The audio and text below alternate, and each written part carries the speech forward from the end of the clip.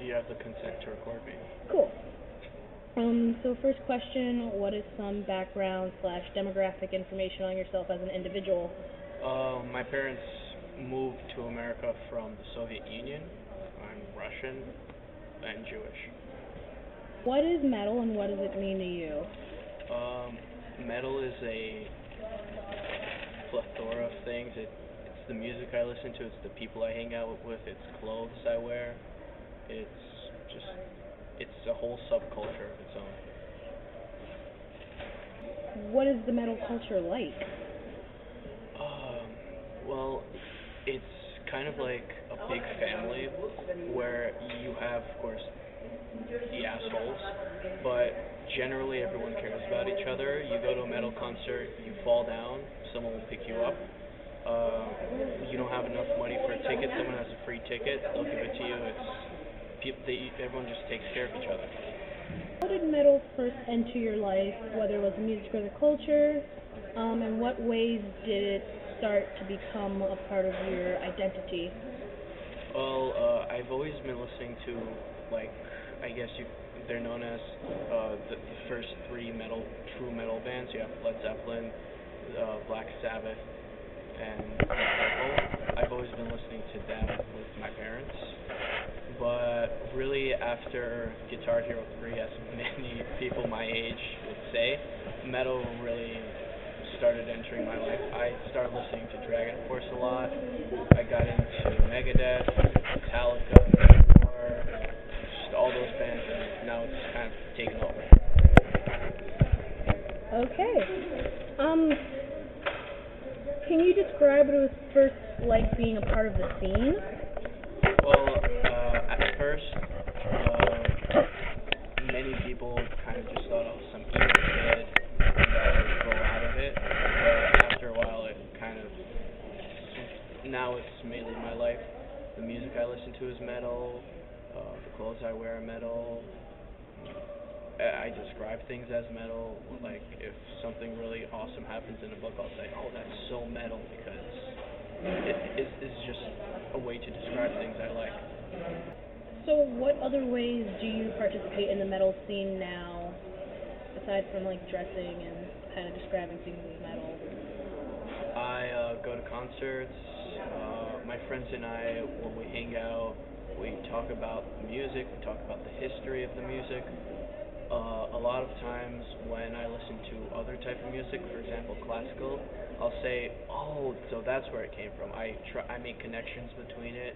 A lot of lyrics also talk about history. So, for example, when I was learning about World War II and World War One, a lot of the times I was like, "Oh, that's the Iron Maiden song. That's the Sabaton song." So a lot of it's just I'm always referencing it. It's always there for me. And so, do you think your age, race, and/or socioeconomic status affected your role in the metal scene, your own personal role? Well, I guess I'm kind of the stereotype. I'm white. I'm middle class. I'm male. That's like 99% of metalheads are that. So there's no real way I could say that's affected me. Mainly, it's just people see me and I don't get stares like, does he actually listen to metal? People just know I do because of how I look. Uh, does being a metalhead affect the different relationships you have, whether it is romantic, familial, or friendly? Well, I guess it helps me befriend people easier when someone else listens to metal. You guys just click right away because you listen to the same music. Generally, when you listen to metal, you also watch the same movies. You guys have the same opinions on things, and romantically, I was able to get very lucky. I met a metal chick. She has great taste in music. um, so what are the different subgenres of metal, and what are some of your favorites? Yep, I know this question. What are some of your favorites, and how do they differentiate from one another? Well, you have many subgenres. You have your heavy metal, you have power metal, you have thrash metal, death metal, black metal, industrial metal, glam metal, power metal, folk metal, just symphonic metal, so much of it, and it's all just pretty much metal to me. But my favorite genres would have to be power metal and symphonic metal and heavy metal, because I also love listening to classical music, and those three genres incorporate so much classical music into their songs that it is just second nature for me to listen to it. It just works. I love operatic voices, which many metal singers do incorporate. For example, you have Fabio Leone of Rhapsody of Fire, who's just phenomenal. He's been known to sing actual opera pieces, sometimes on stage, sometimes off. Then, of course, you have Manowar, where you have Eric Adams, who sang Nessun Dorma when he was in Italy for the crowd. And I don't know, it's just power metal incorporates so much opera into it that I just love it.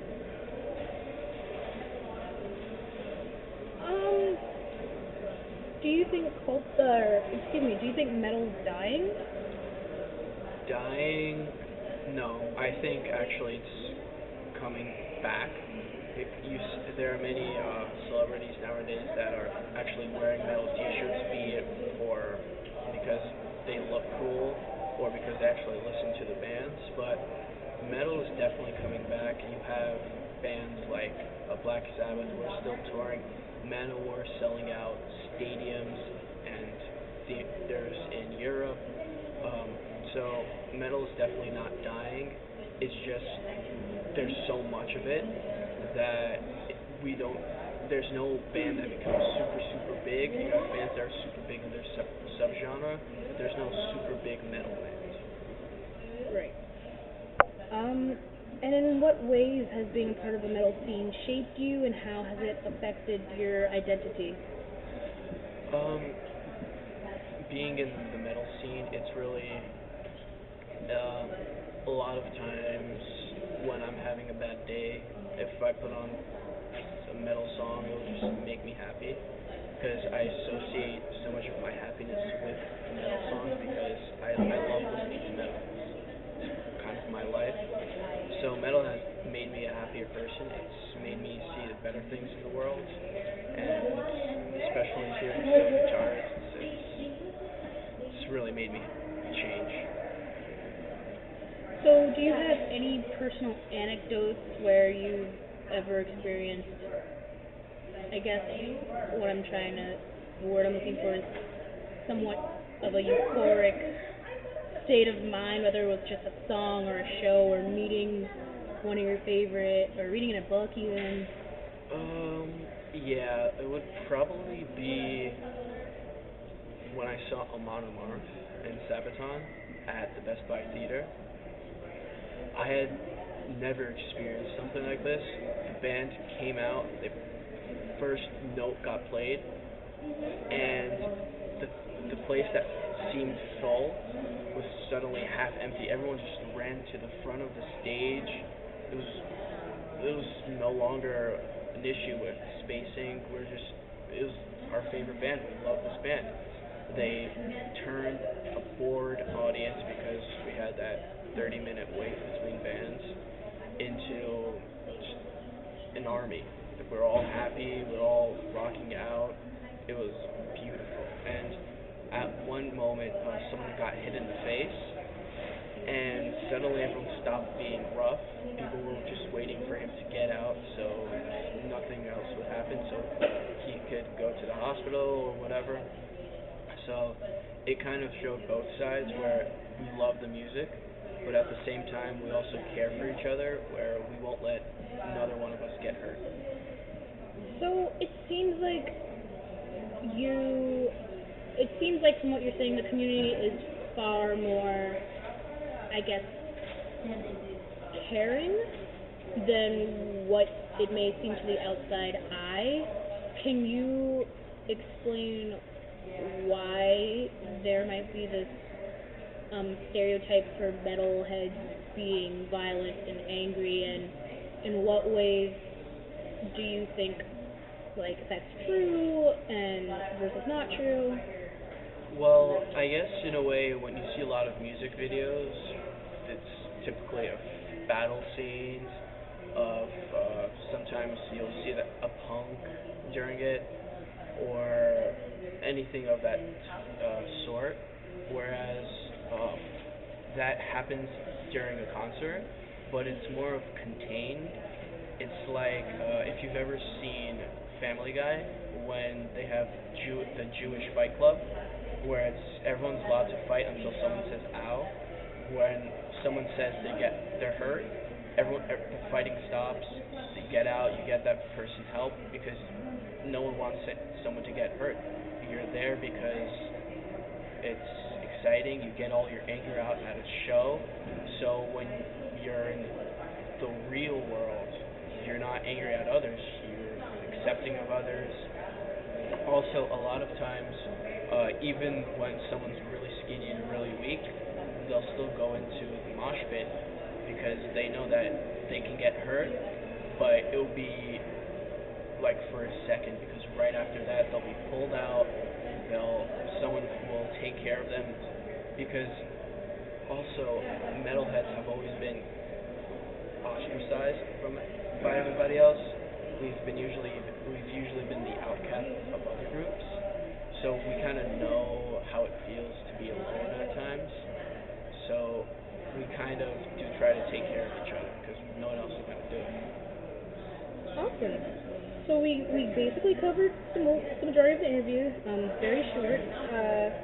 Do you have any final thoughts or ideas that you didn't get to share or that weren't covered in this interview that you just like to share with the general public? Metal.